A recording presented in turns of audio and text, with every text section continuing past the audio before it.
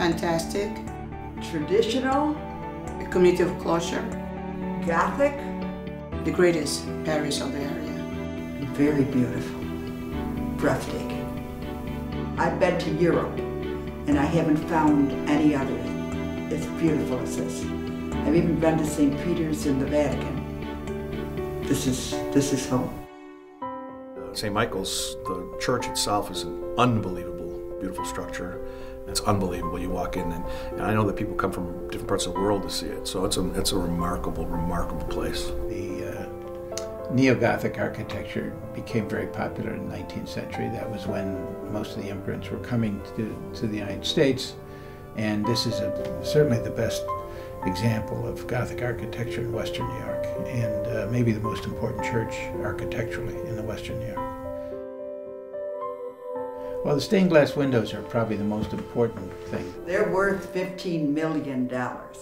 They were made in the Religious Institute of Stained Glass Art in Austria. They were installed in 1889, 1890, 1891, when this church was built. Then the last four windows toward the rear were installed in 1903. Every single window has a picture and story of an angel, except one. There's only one that doesn't depict an angel, because an angel is a messenger from God. So all the stories from the Bible that have angels depict a message from God and interrupt human history in some way.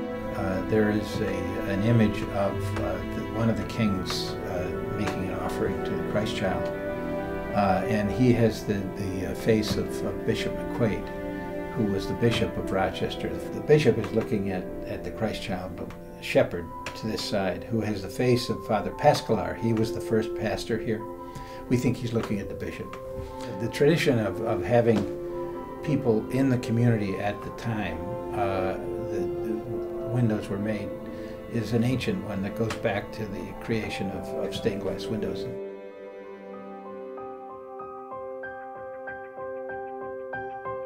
In 1954, one of the vigil lights fell off the vigil stand. It's like an iron table, and it started the carpet on fire in front of the Sacred Heart of Jesus altar.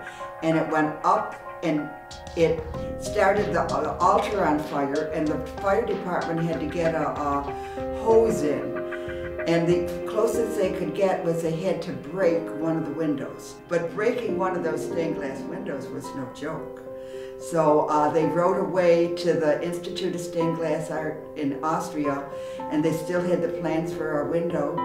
And they asked which window and which pane, so they described it in a letter in German, which I could not write, but I could do Spanish, but not German. And 2 or 3 years later, a big box came, and there was the pane of glass, and it fit in just like a jigsaw puzzle. The folds of the nun's habit and everything.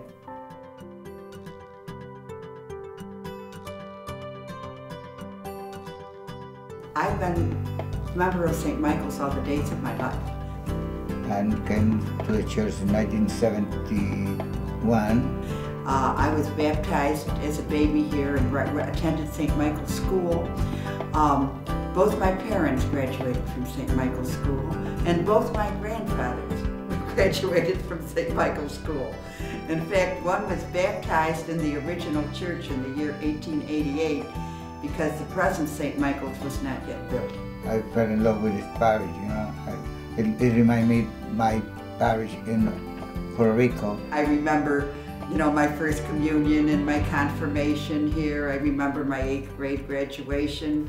And I fell in love immediately. This was built by the German community back in the 1870s when St. Michael's first became a parish, and we were in the old church. Within 20 years of when they started the parish with the 1873 church, it had grown from 200 families to 750 families in that period, because it was a very heavy immigrant period. We've always been for the poor, so back then they were the poor, the German speaking. And we've gone from German to Italian to Hispanic, you name it, we've been here for them. this year, right now, this building is in the center of the Hispanic community. The 11:30 Mass is totally in Spanish. If you were to come to that, you get 300 to 350 people. And it's got the salsa beat, believe me. It's got the bongo drums and the electric guitars and the tambourines. And people are clapping their hands. Then, of course, the 4 o'clock Mass is very elegant and traditional. They play both organs, the one upstairs and the one downstairs. The music, the organ is amazing. I mean, I have a chance to be here when they're playing the organ. It's beautiful. Yeah, there are 2 organs. One was installed in 1904. The main altar, the main organ up in the choir loft. It has about 2,100 pipes. It's a, I think, steer organ. Tom Fry and I give a tour of St. Michael's Church on the 2nd Sunday of every month at 2 o'clock. On the actual tour, we walk around and explain the Bible story in each window. We also explain the life story of each of the saints that are represented in statues or pictures. We talk about this neighborhood back in the 1800s when this church was requested. I think the history of this church is very important to the city of Rochester. I think that it's always been a very welcoming place. And I will tell everybody to come to visit St. Michael because it's historical. We look like one community, no English, no Hispanic. We're a real beacon of hope on Clinton Avenue North, and we need to be here to let people know that God is here and willing to help us.